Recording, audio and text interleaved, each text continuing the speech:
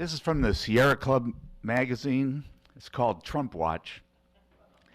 It's by their legal department, and it's some of the things that are going on behind the scenes besides all the corruption and impeachment and everything.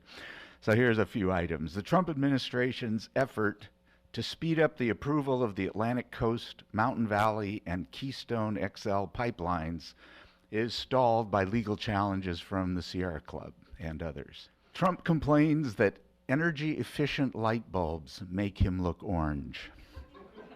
The Sierra Club and others sue the Trump administration for its attempts to strip California of the authority to set its own car air pollution standards.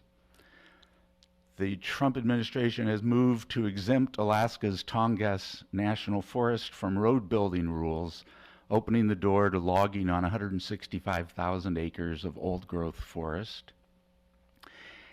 This one's it. If you were an investor in an energy or utility company and you wanted to, let me get this right, you wanted to question or demand that they set greenhouse gas reduction targets and offer their plans for meeting those goals.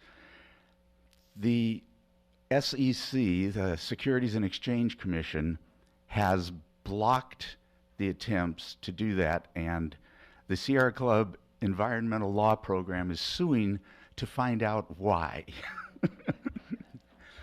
Let's see.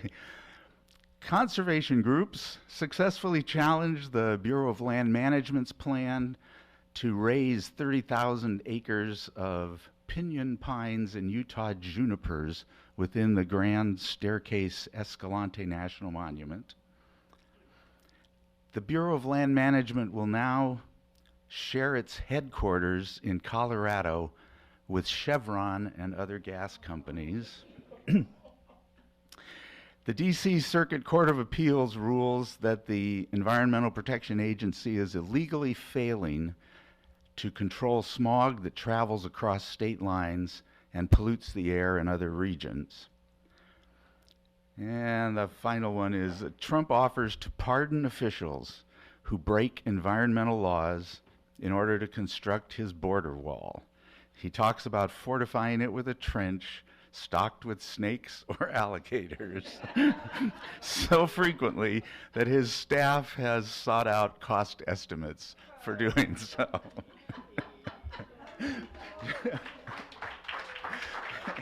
On June 20th of last year, the Supreme Court decided against the American Humanist Association argument that a 40-foot cross on public property in the Bladensburg, Maryland War Memorial should be considered a violation of the Establishment Clause of the Constitution. The program committee decided we should find an expert in constitutional law to give us some insight into this decision and its ramifications. Stephen Wilker is an attorney at Tonkin Torp Law Firm here in Portland, where he has practiced for more than 27 years. He grew up on Long Island, went to the University of Pennsylvania for a bachelor's degree in psychology and a master's in counseling, then earned his law degree at UCLA. After clerking for a United States District Judge in Los Angeles for a year, he moved to Oregon to clerk for former Chief Justice Edwin Peterson for a year. He then joined Tonkin. Mr. Wilker has been a member of the ACLU since 1991 and an ACLU cooperating attorney for almost 20 years. His personal focus is on the First Amendment, including the religion clauses. As a member of a religious minority himself, he has always been sensitive to public religious displays.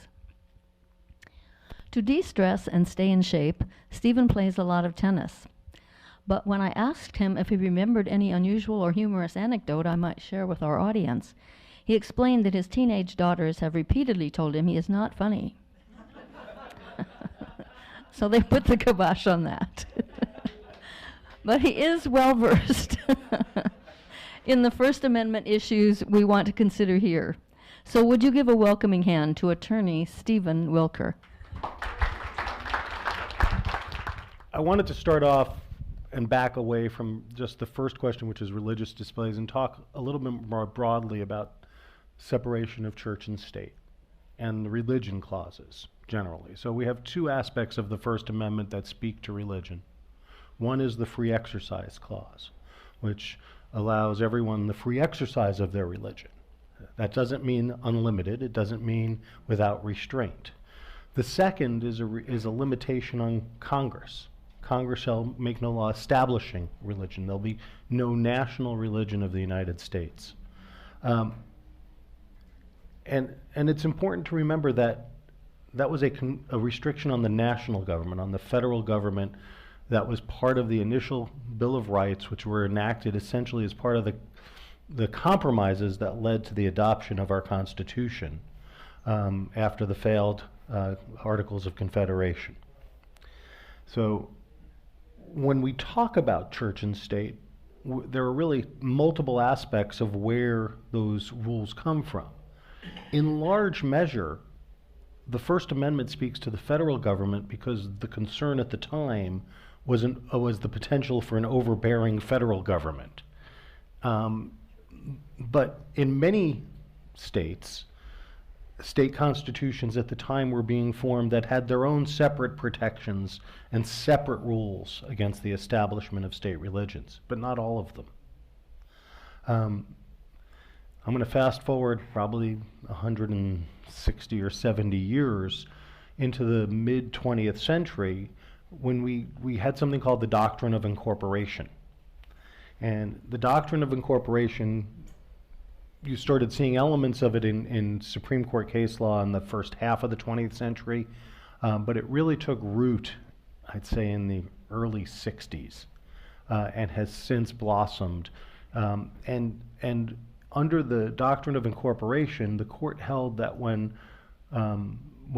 Congress passed and the states ratified the 14th Amendment, guaranteeing equal protection of the law and due process of the law as against the states, it was essentially incorporating those fundamental protections that are in our Bill of Rights and making them applicable against the states.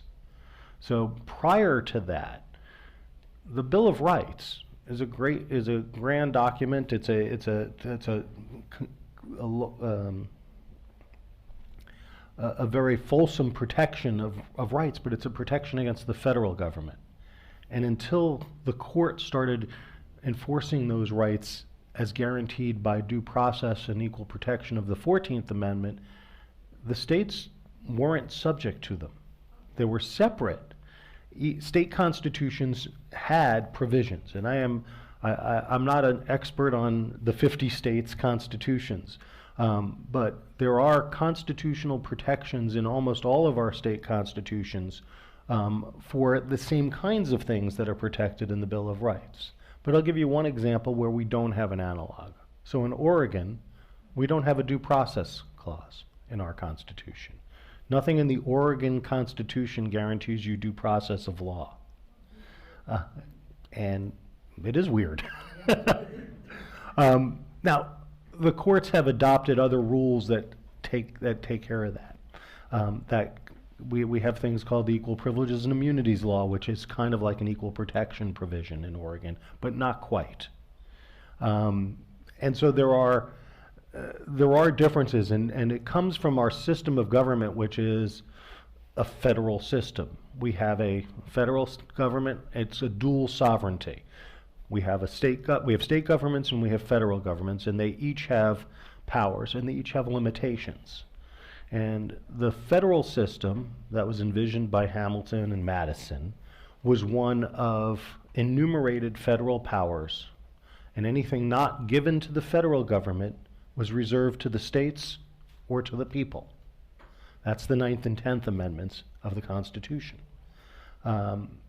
So that's where I wanted to start, because if you've read the decision that came down in June, you've read Justice Thomas's dissent, which basically says, nonsense. There is no separation of church and state.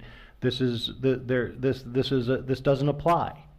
This was a restriction on the federal government. The federal government has done nothing here in Maryland, and therefore there's no case. Okay. So I just wanted to sort of lay that out.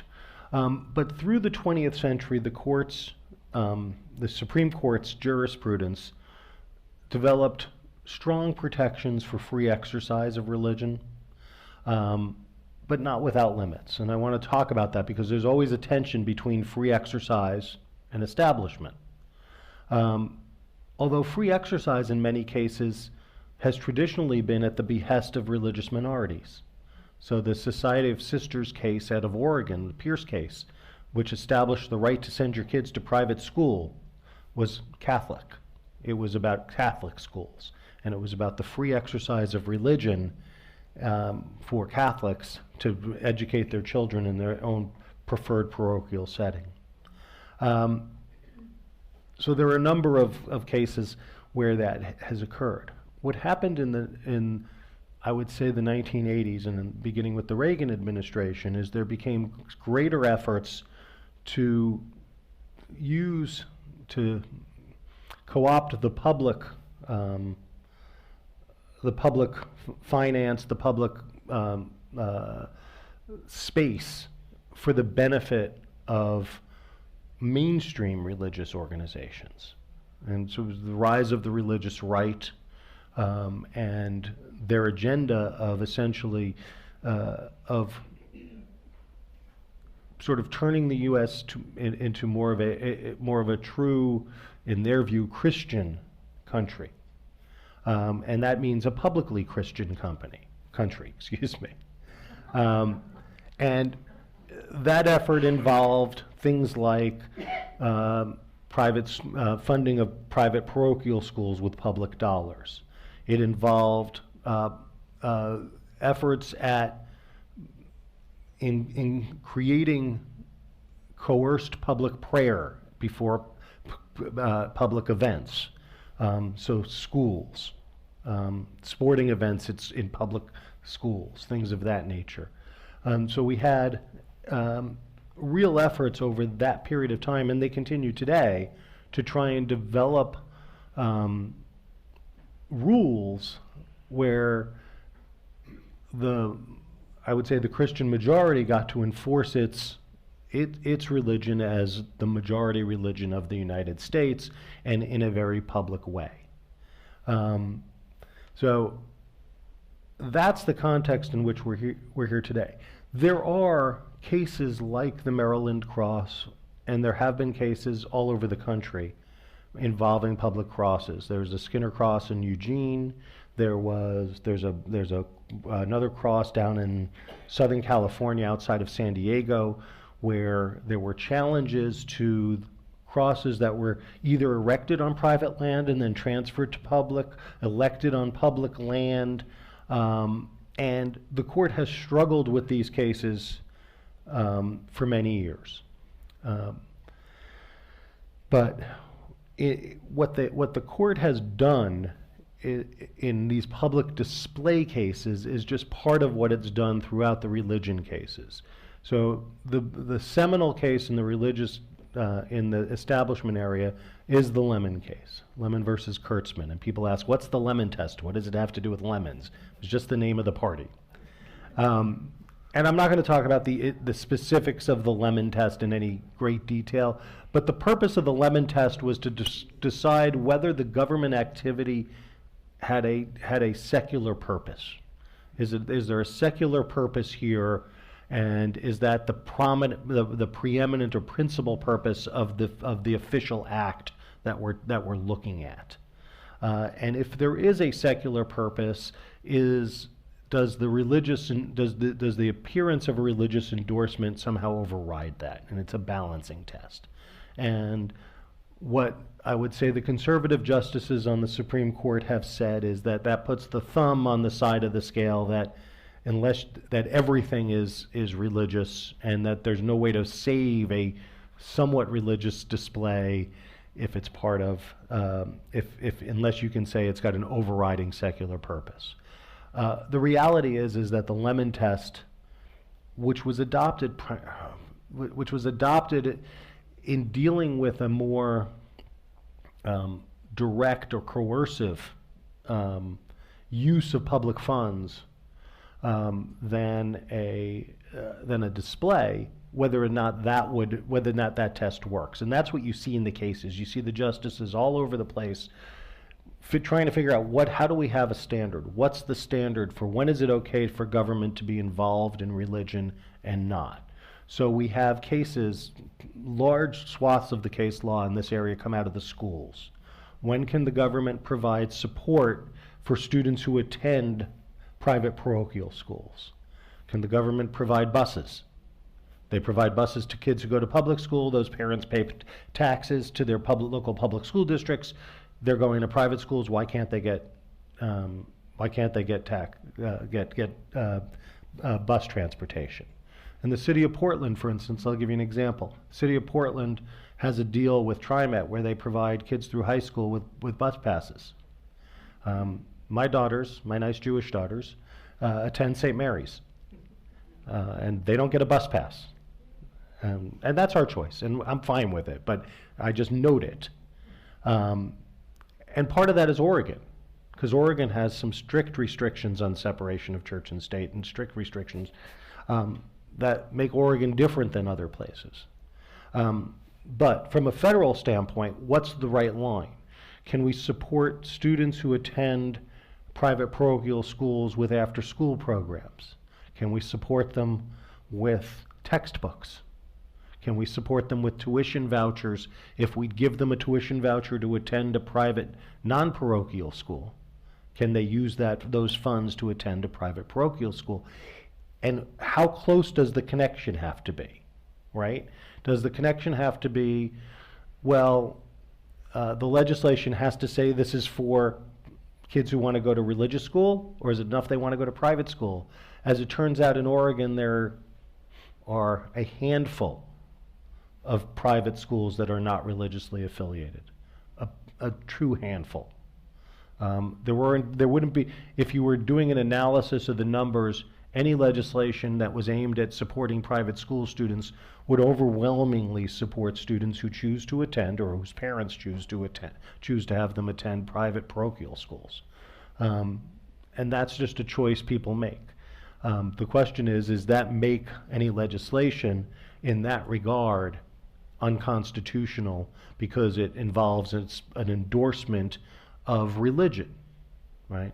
So one of the things we haven't talked about yet, and I just want to talk about it briefly, is in the Establishment Clause, which says the federal government shall establish established religion.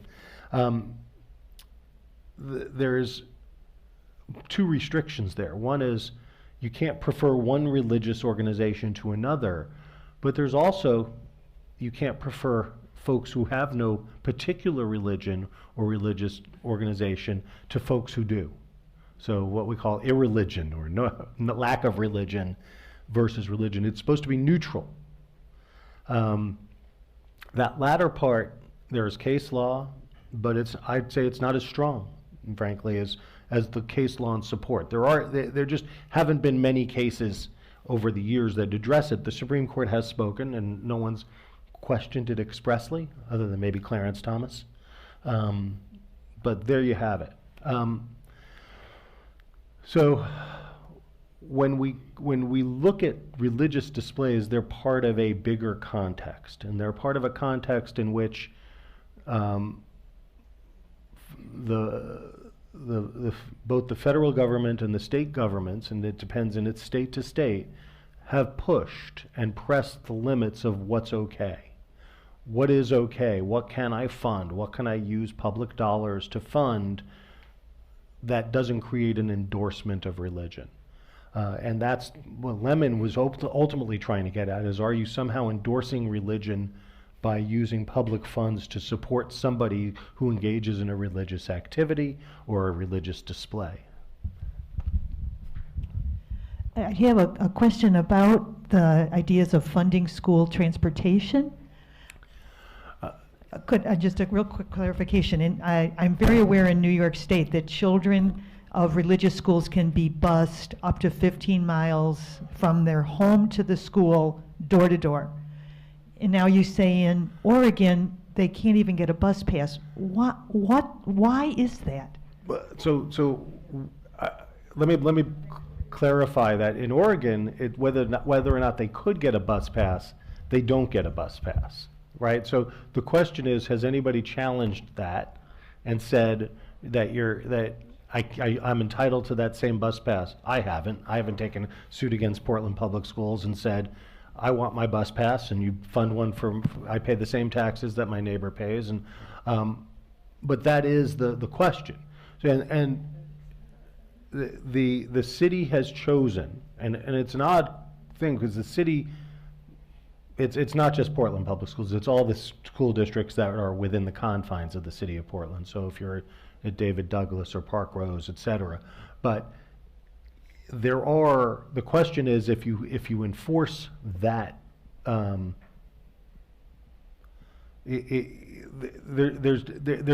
one's decided a case that says you can't in Oregon. I'm just saying it hasn't happened. And there are questions. And so there are two things here. One, you have to, as a policy, want to support the religious organization. So for instance, in the last session of the legislature dedicated $10 million to training nurses, for the training of nurses. But they're doing it with George Fox University, which is a Christian university. Is that a problem? I see somebody shaking their head no, and I see somebody shaking their head yes. And that is a specific situation where in this case the government is in fact funding and providing direct funding to a religious institution, but not in any way related to its religious mission. Got a couple of questions, so. Yes, hi. I'm kind of a believer in Occam's razor. I'm sorry? Occam's razor, the simplest answer is usually the right one. Mm-hmm. We have a federal law, or expressions that you had put out, the First Amendment. And why is it that there's so many arguments to basic human rights that we have as Americans being pushed away, such as transportation for a human being to get to an educational location? It's not like you just made my point. It's that it's not about the religion, it's about the child getting to their education, or it's about the nursing, training nurses to help the betterment of society. Right. And that is the justification that is used to support those and say those are not endorsements of the religious organization. But you are, in fact, subsidizing the religious organization, maybe not with the transportation if the school wasn't going to provide transportation, but with textbooks. For instance, there are cases involving the provision of textbooks for kids in need who attend private schools that happen to be religious. And no, we're not talking about religious texts. We're talking about textbooks that the school would otherwise be purchasing for their students. And this is a way of taking public funds that would be used to support public schools and using them to support private schools. And in a place like Oregon and in many places around the country, those schools are overwhelmingly religious. And so that's the question. And so it is simple, but there are different perspectives on what and where is the line, and when does financial support or use of public funds? So Oregon has a restriction on the use of public funds. It's a slippery slope. So once you start down one path, getting back up and to a neutral perspective is lost, virtually lost. So what is the human right as someone who believes in religion, someone who doesn't? Right. So what's the betterment for everyone? Well, and that's the question. So if we allow free choice in terms of where you educate your children, and you can choose to send them to a private religious school, is it government's obligation or is it in the human rights standpoint to support those students who choose that path? Or should we put that as a public policy matter on the parents? And then if we say as a public policy matter, we want to, as many states have. We want to support those students regardless of where they go to school. At what point are we then subsidizing those religious choices in a way that is inappropriate under our state and federal constitutions? Because in Oregon, you'd have some state constitutional issues with that as well. And that's the balance. And is it a direct, and then you get into, in law, it's all about niceties, right? It's all about, there is a difference in law between a direct subsidy and an indirect subsidy. And even though they operate and look to be the same at the end of the day, does it matter if we send money, if we send money directly to George Fox University or to St. Mary's Academy or some other private school, rather than we send it to parents and give it to parents to use for those purposes? There are no easy answers on that. I know you want the simplest answer, but there really isn't one. Actually, I was just going to ask, were there public schools that could have done this, done the job of that George Washington or George Fox University, did? It's like, if there are public ones, then they should go to that, to my mind. Whether it's public or whether it's a private non-religious affiliated university, there are some programs, there are other nursing programs in the state. There may not have been, and I don't want to overspell it. I don't know who had the capacity to undertake the program. Let me just back it up. There's also a separate question, and it's a slightly different one, which is if you decide that we need to increase nursing, and as a policy matter, and I think we do, and why should George Fox be prohibited from competing for that grant or that opportunity on the same terms as any other organization, right? What is it if it's not about its religious mission? So I'm not answering your question. I'm not sure there's a simple answer to any of this, but what you have to do is when you start putting public money into a private religious organization, you have to think about, what am I doing too much? We have a tremendous number of public-private partnerships and public-private partnerships that rely on religiously affiliated organizations throughout this country. When we talk about backing up, when we talk about symbolic, we have all sorts of symbolic tie-ins. We have Christmas as a federal holiday. I mean, what's that about? Okay, it's about a reality, right? I mean, it's in a majority Christian nation, that even for the folks who aren't truly religiously Christian, who celebrate that holiday, it's a large supermajority of our population. And are you really going to say you have to come to work that day? Okay. Yeah, We have a question over here. Excuse me. I think there's an awful lot of non-religious people who send their children to Catholic schools, mainly because Portland public schools are so lousy, okay? So given that, Guilty. do these, will your children be kicked out of that school if they don't pray? No. They can go and say they are not religious and still attend that school? Yes. Okay, thank you. But that's up to the school. So here's the difference, and this is a free exercise question, but that's up to the schools. So my daughters attended Portland Public School through the 8th grade, and we didn't really like the options for high school, and so our older daughter attended St. Mary's, and my older daughter is far more spiritual than I am, and spiritually Jewish, and decided that was a good fit for her, and it is. The school is probably 40% Catholic, and about 80% Christian, and about 20% non-Christian other, which includes Muslims, Hindus, Jews, etc. It's a very, but it was eye-opening for me when we went to back to school night, and there are crucifixes, and there are prayers, and they do have a mass once a month, and they take theology classes, which you wouldn't have in a public school, even though some of their, frankly, some of their theology classes, I think you could actually teach in a public school because they're about religion, not indoctrinating into religion. But in any event, that's a choice we made. My younger daughter, totally different than my older daughter, she's now a sophomore there, and she visited and she chose it for completely different reasons and is very much enjoying the experience. That's a choice we made because we didn't like the high school options we had, or didn't perceive them to be as strong as that one.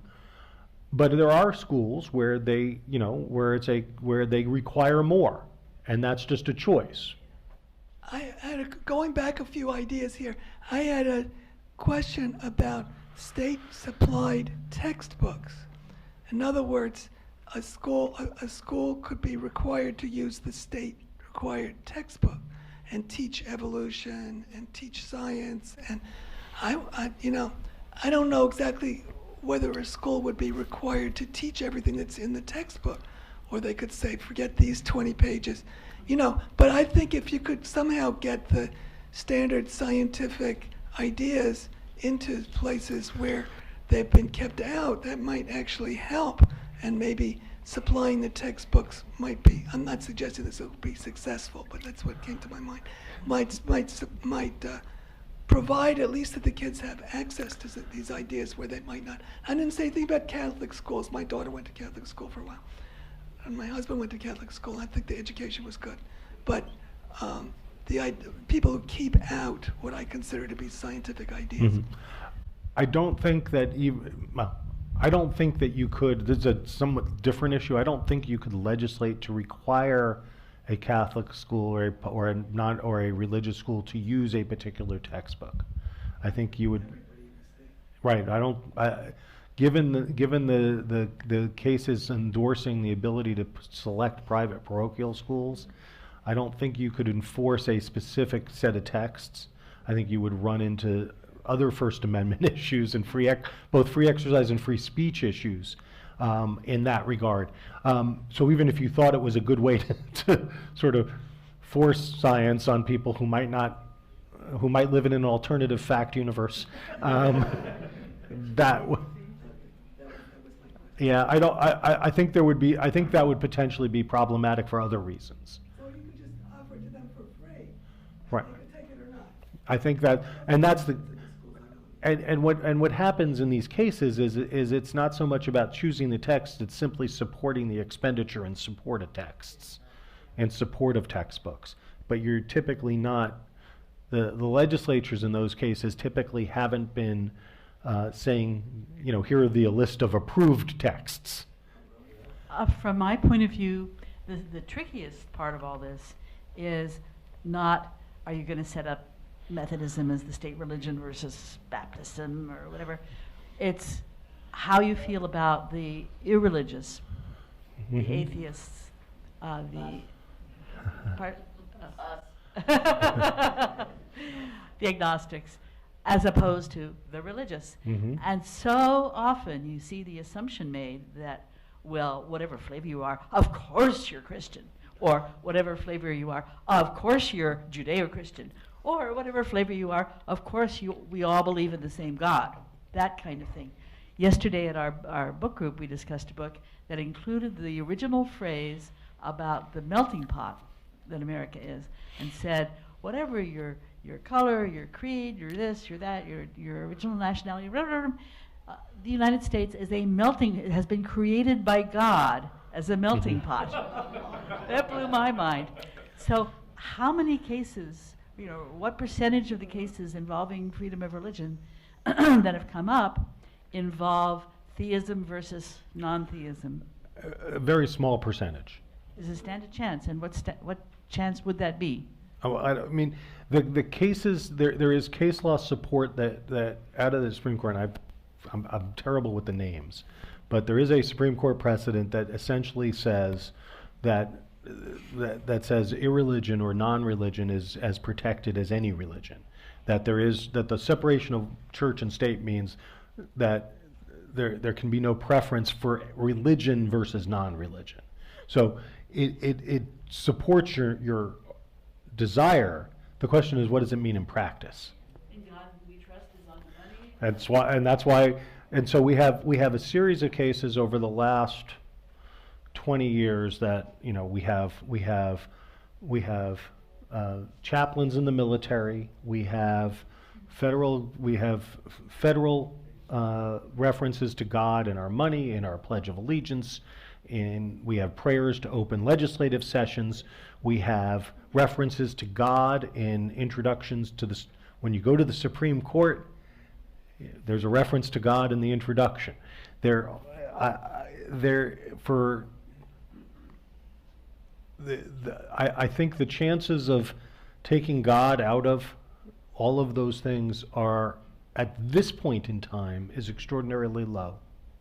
That's just a practical question. And let me back it up, if I can hold you for a minute on your question. I want to back it up in terms of displays and this kind of symbolic reference, the displays and the symbolic reference to God. And so there were a bunch of cases 30, 40 years ago regarding religious displays around the holidays.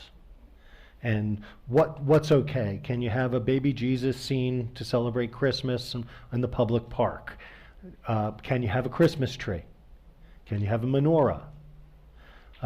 It's kind of like Justice Ginsburg in the cross case. A cross is a cross. It's a Christian symbol. It's Jesus died on the cross. A Christmas tree, not so much. Menorah, frankly, very religious. I mean, minor Jewish holiday, to be honest with you. It's a minor Jewish holiday. It's only elevated to a seasonal holiday because of Christmas. But it's a religious holiday, and it's a historical holiday, but it's a religious holiday. And the court sort of put itself into gymnastics to say it's okay to have a Christmas tree, it's not okay to have a creche. It's okay, you know, there is no guiding principle, and I think you see that in all of the opinions that came out in June, which is we have all of these instances of God in our public life, including publicly we have chaplains and rabbis and other spiritual advisors who are paid as employees of the federal government. That's what they're paid for. We have all of these prayers in non-coercive situations. And if you are irreligious, it's offensive. I grew up in the Jewish religion. I'm not a super religious person, but I grew up in the religion, and so always was very sensitive to all of the displays of Christianity in our society.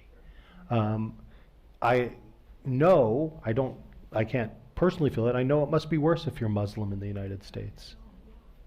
And if you're Hindu, or whatever your minority religion, you're the other. And being agnostic or an atheist or simply non-religious, however you want to define that, that also creates this feeling of other. The question is, from a practical standpoint, I'll just be upfront with you, we've got 2 justices on the Supreme Court who want to protect your interest. Yeah. And we've got 2 more who probably do too. And we've got 5 who really don't. And we're struggling to keep from a truly pragmatic standpoint, we're struggling to keep Roberts in the fold.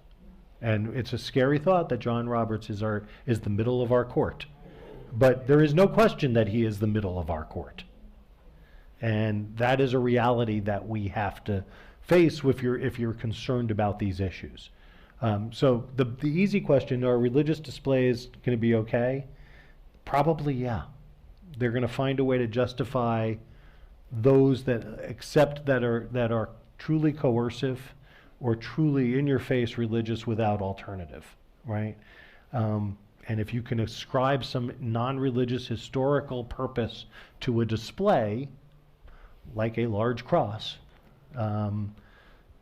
they'll wink and nod and say, yeah, it's okay. So you had a question here. Okay. Oh, okay. Yeah. My question is about a bit back what you were talking before, because I feel when the question is about if there is a child who doesn't have a textbook, no one would go and say, okay, we shouldn't support that kid. Or if someone wants to be a nurse, then who is going to say, oh, no, we don't need a nurse, so we shouldn't support them.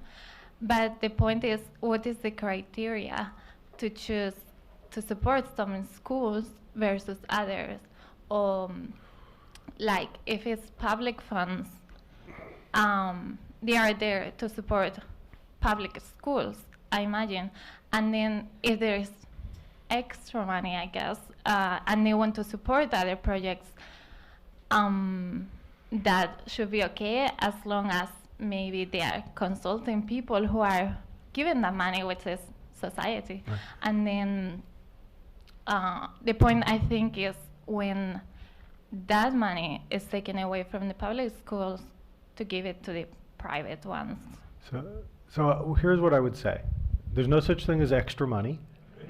There are publicly appropriated funds, typically, and there are examples. Arizona was the example that comes to mind, but they essentially create these voucher programs that they make them appear neutral, but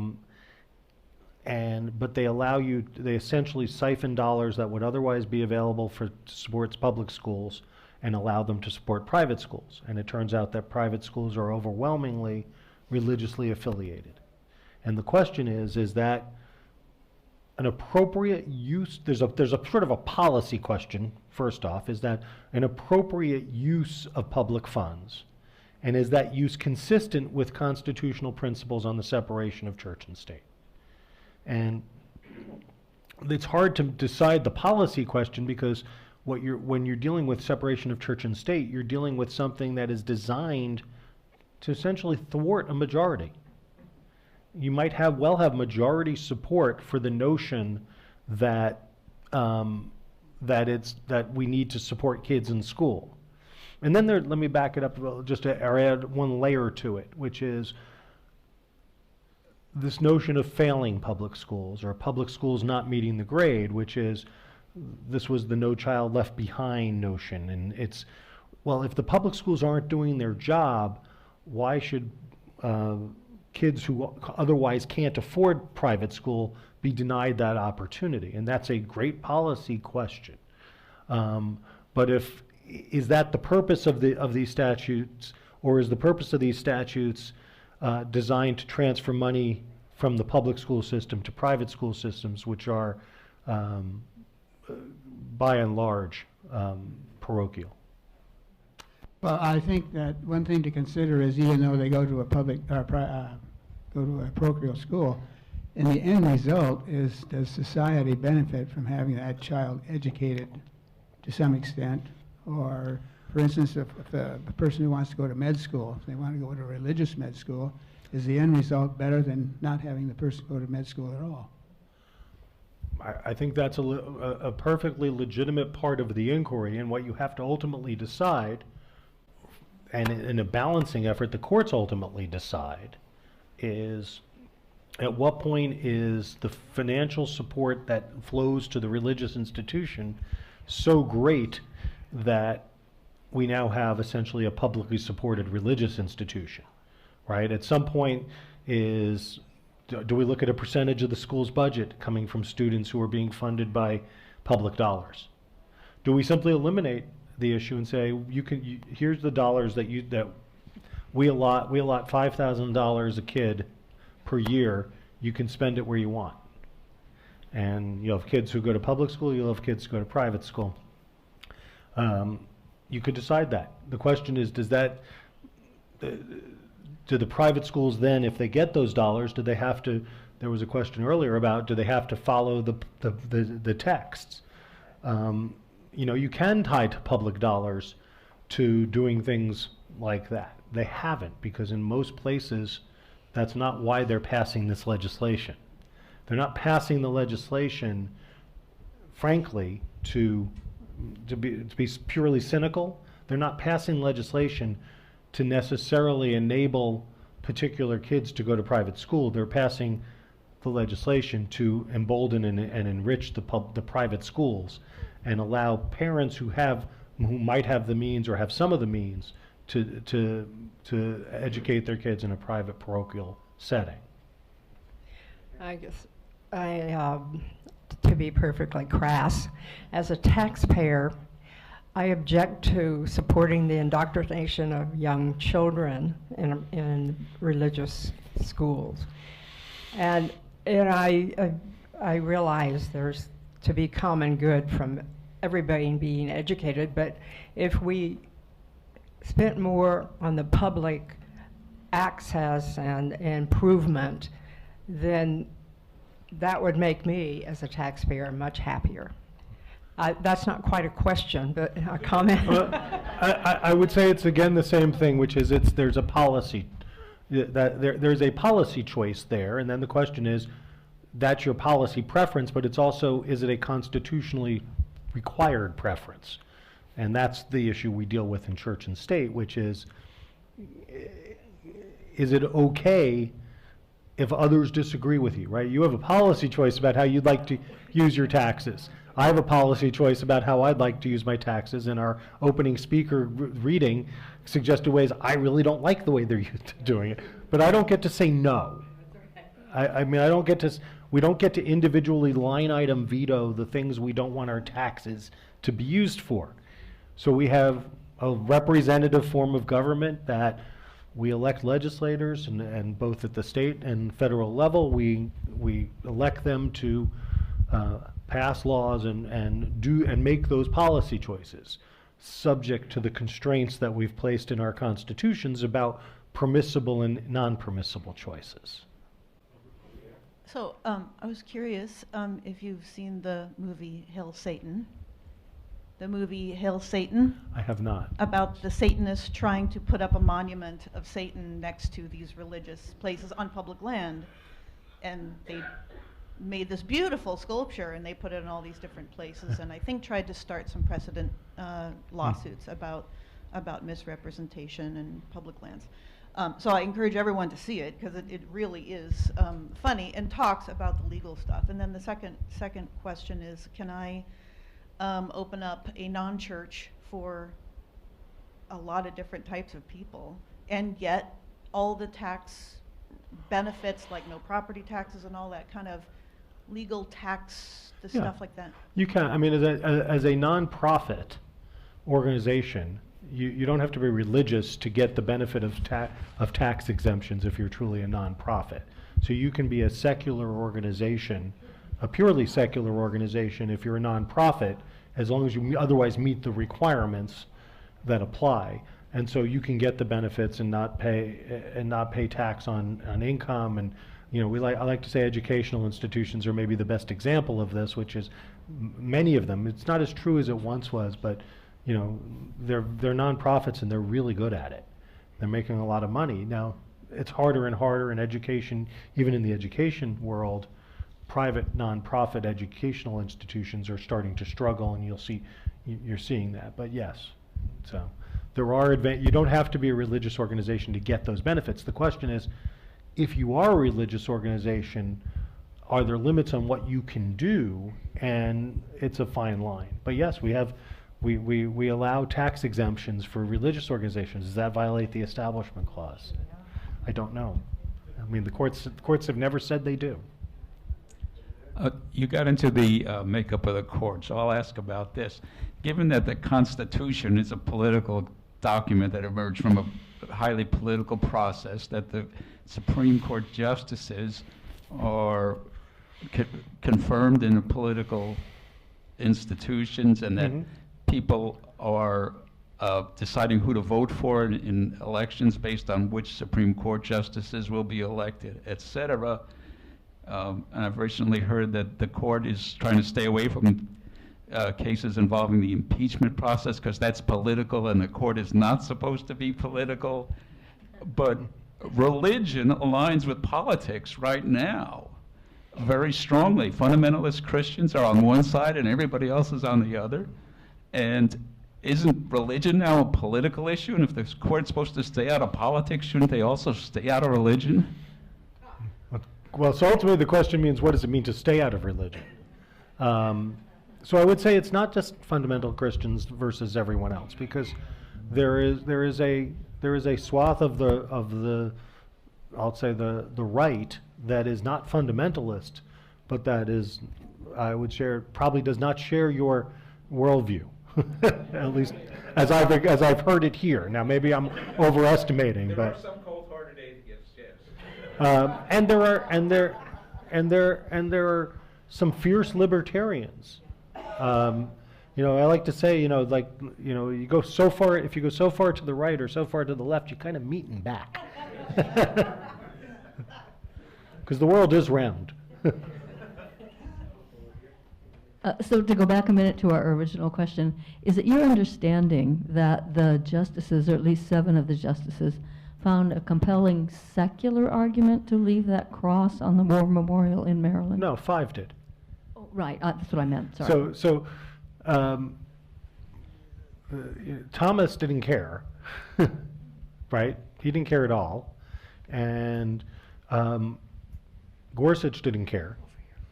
And the other 5 essentially joined those portions of Alito's argument that essentially found that this was an historical, essentially historical monument that essentially didn't have the same religious significance it might have once had. That's and Justice Ginsburg calls them out on that, but that's their opinion, and that's it's how they get there.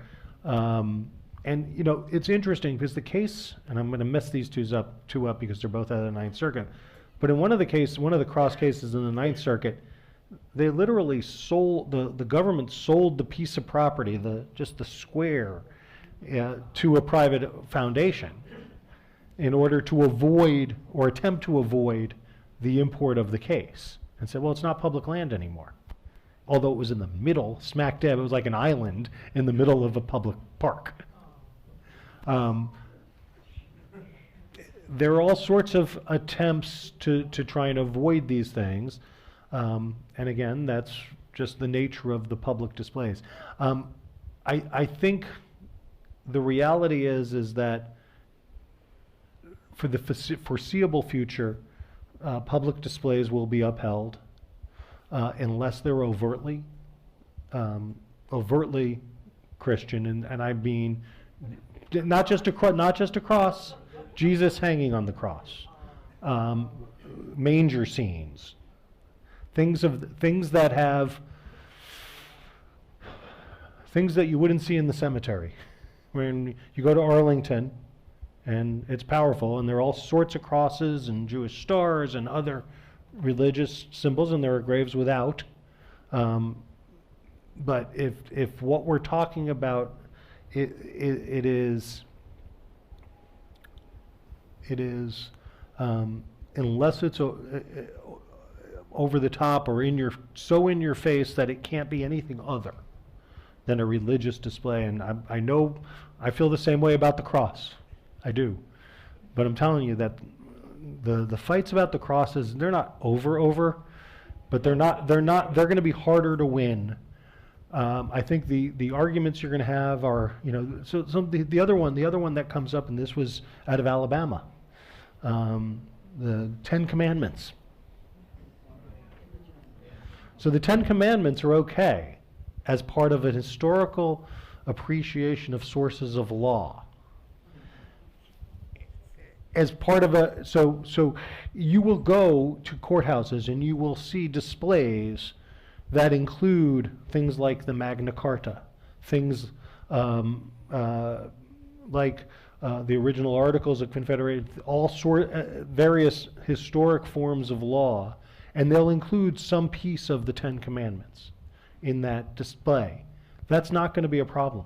That's going to be an educational or background display about sources of law. What Roy Moore did in Alabama was built a monument to the 10 Commandments and then refused to remove it and got held in contempt and got removed from the Alabama Supreme Court for the effort after fighting. Because what he was doing was not about sources of law. It was about the Bible as the source of, as the ultimate guidance in life, and the Christian Bible, or the Judeo-Christian Bible, although I don't think he was thinking anything about the Old Testament as a Jewish document at the time. So I think if unless you contextualize it, and that's the thing they talk about, if you contextualize it as part of a historical display, no one's going to say you can't talk about the Ten Commandments as a source of law. If it becomes the point of it, that becomes the issue.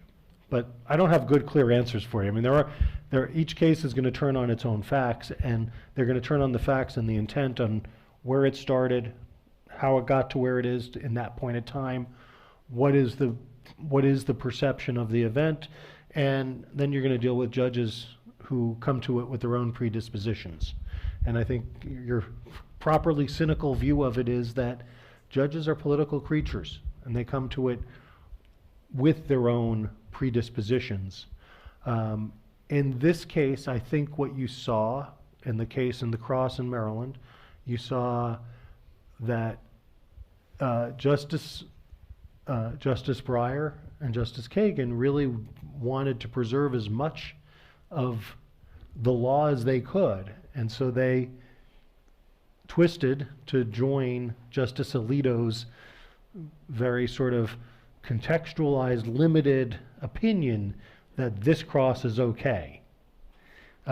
Because by doing so, they didn't eliminate the Lemon test and the display tests that had been previously adopted for all good. Because the answer is, if you don't agree with that and you get 5 justices that says, Lemon's out the window.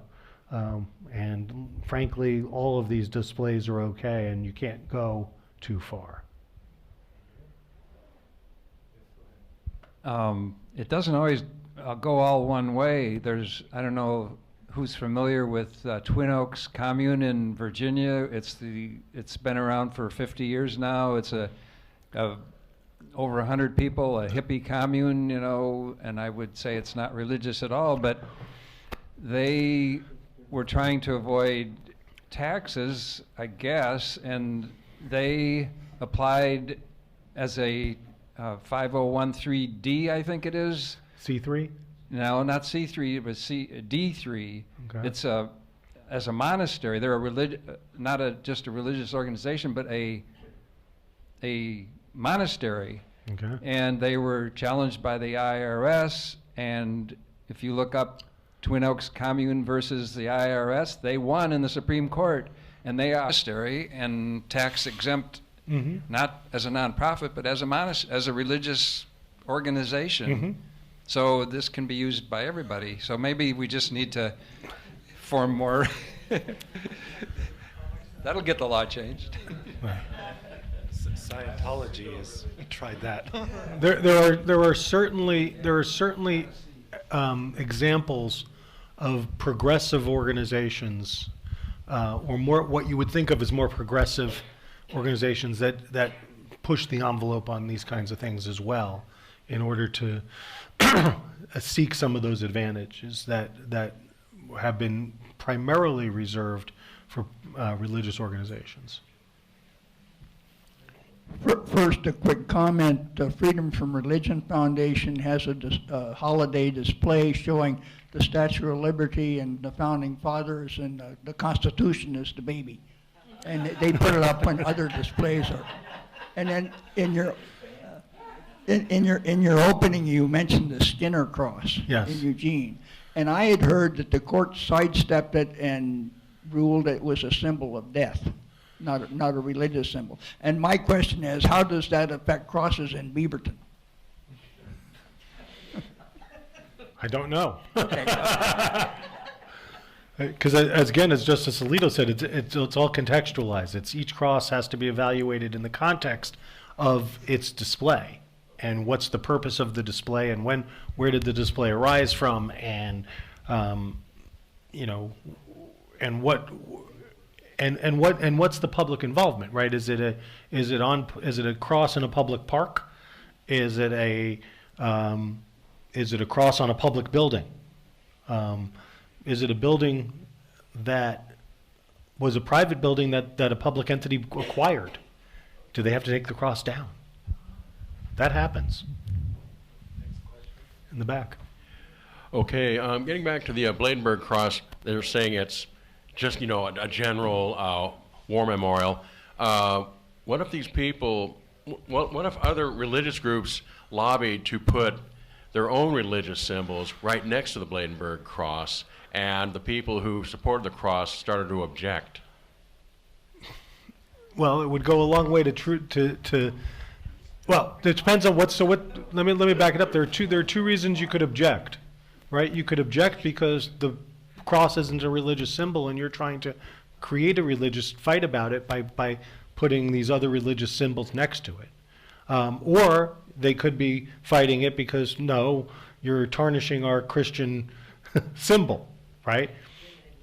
But the harder question is I think it gets to what Justice Ginsburg said, which is it sort of puts the lie to the majority opinion, which is that this wasn't a religiously inspired and a religiously intended memorial. It clearly was. And it's a solemn one. I mean, and you, whether you're, you don't have, the question isn't whether it was well intended. The question is whether it's constitutional. And whether it's constitutional for that to be as a public display on public land maintained with public dollars. And does that send the message that that's the preferred religious community? Why are there so many Catholics on the court, and isn't that like prima facie discrimination? Well, there are, is it 6 Catholics and 3 Jews? No, I don't. It's an odd mix, to be honest with you. I can't tell you how it got that way, where it's 5 Catholics and 1 Christian and 3 Jews. But yes, it is. It's not discrimination. It's the Constitution, doesn't say there's a religious representation on the court. It's just we have a political process through which judges are appointed, and the Senate consents. But there's always one black. There's always one woman. Not all, well. We're talking of relatively recent vintage. We have, so Justice Sotomayor was our first Hispanic American justice. We have 3 female justices now. Before O'Connor, there were none. So. I'm thinking of all those, I don't know how many there are, cemeteries all over the United States, particularly Arlington, where you look and you see rows and rows and rows and rows of little white crosses over all those graves. Do you suppose anybody checked to see that all those young dying people were Christian? My understanding is that those are all individual. I mean, I don't know that anybody's done an inspection, but my understanding is that those are all individually placed. And that was, and just to be clear, that was historically in part for those who wanted last rites administered, and proper treatment of their body, and those are accommodations we make for religion in our public life, in our public facilities. Again, we're public chaplains. Yeah. So, go ahead. Yeah, regarding the Catholic justices, that would seem to be a sure vote for reversing Roe versus Wade. And the other thing, I have a co-worker a few years ago who attended a Christian college, and her comment was that for her, that her college credits essentially didn't count it must not be accredited. And I was thinking, well, should the government be responsible, or should the government pay for like non-accredited or failing schools? Then I thought, well, then should the government be paying for failing public schools?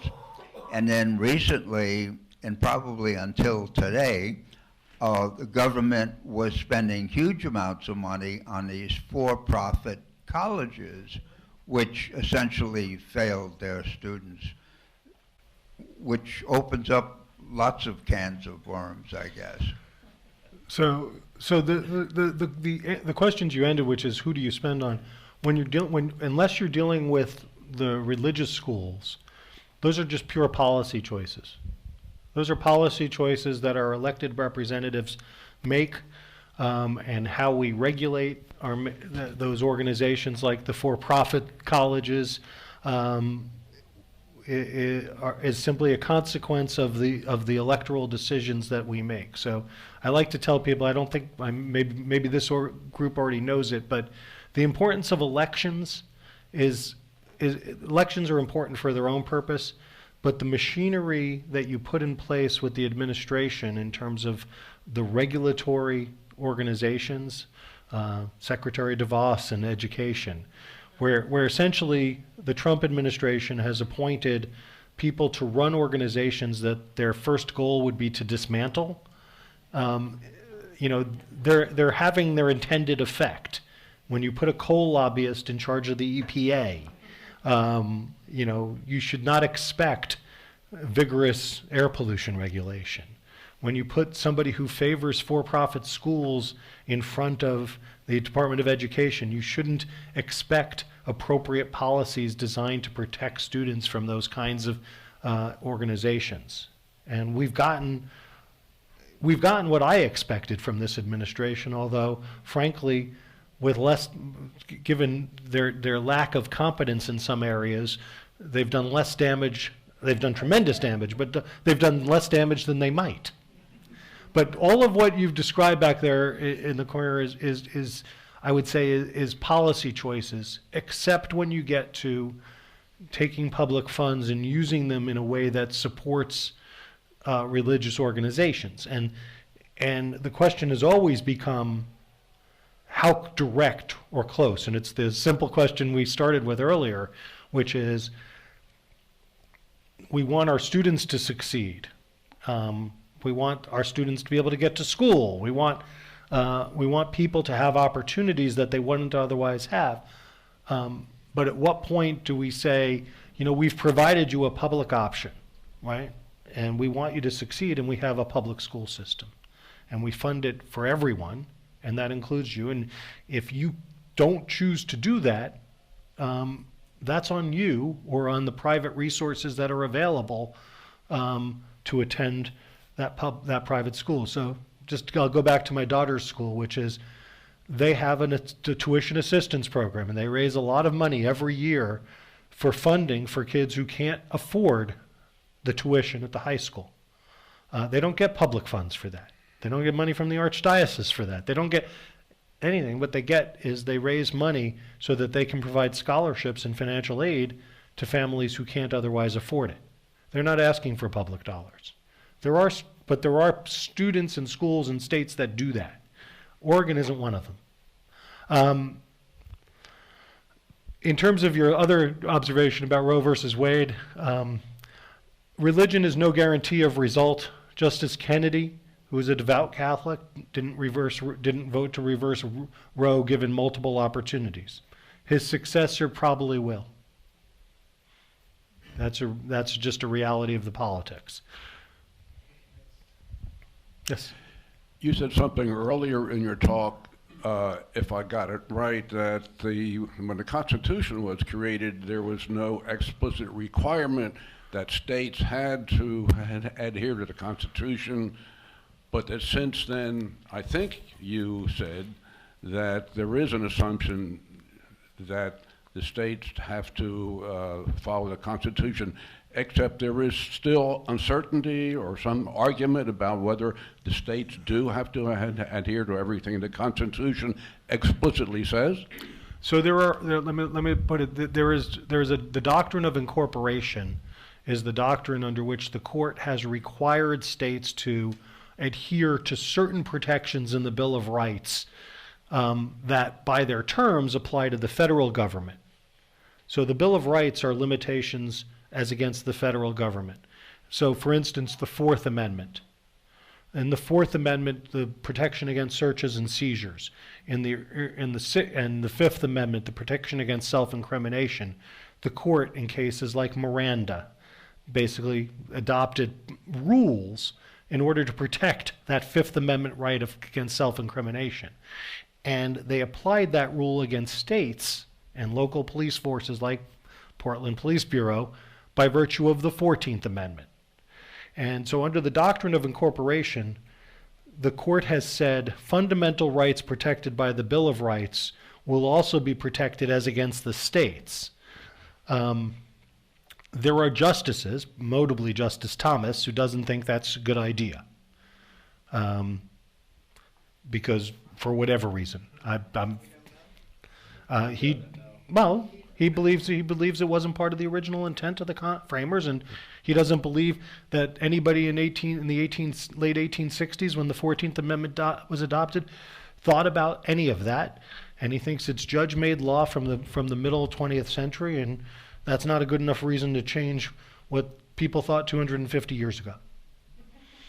I disagree, but that's my opinion. He's entitled to his. In some ways, he's the most purist of the justices on the Supreme Court. He's way out there, but he's purist. But there are examples. So not every one of the amendments applies to the states. So the Seventh Amendment, which is the right to jury trial at common law in civil cases, there's a federal right to that. It doesn't apply to the states. The states each have their own jury trial rights, but it's not a right that the court has said is so fundamental that we're going to impose it against the states and require them to have a right to jury trial in civil cases. The First Amendment the Second Amendment is the right to bear arms, which the court has not said is fundamental. It's a limitation on state power. And the courts have said it's a limitation. The Third Amendment is about quartering soldiers. It's never come up. The Fourth Amendment is about search and seizure and arrest. Essentially, arrest and search, probable cause, warrants. The Fifth Amendment is due process of law and taking of property. The Sixth Amendment is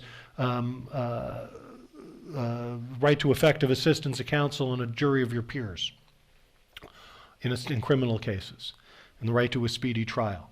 Those have been.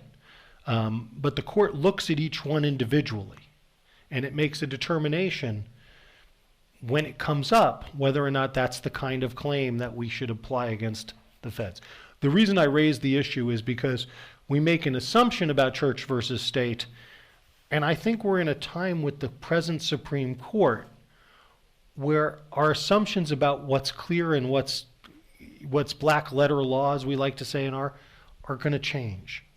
So, and I'll be real brief here, and this is not religion clauses, but in the early 20th century, there was a move.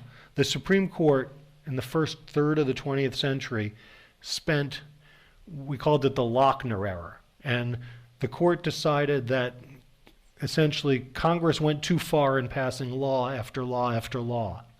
And when Roosevelt came into power in the 30s, and started reacting to the Depression and passing all sorts of new regulations, the court was striking them down as violations of the Due Process Clause. The federal government has no business legislating here. And there were discussions about court packing and adding members to the Supreme Court. And there were plans to do that. Ultimately, the court, through attrition naturally, shifted a little bit.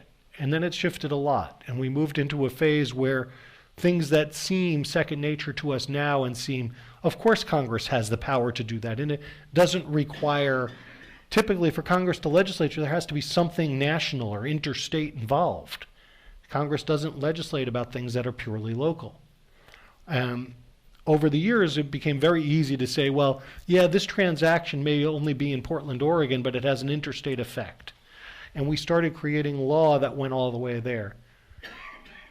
The Supreme Court currently is moving back the other way.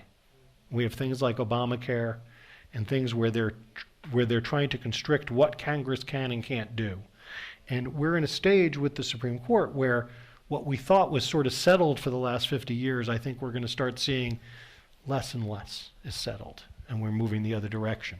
And it takes a long time for these pendulum swings to occur because of life tenure and because of, frankly, the age at which many of the justices who are sitting on the court are still very young and may be on for a very long time. Anyway. Thank you. Very good.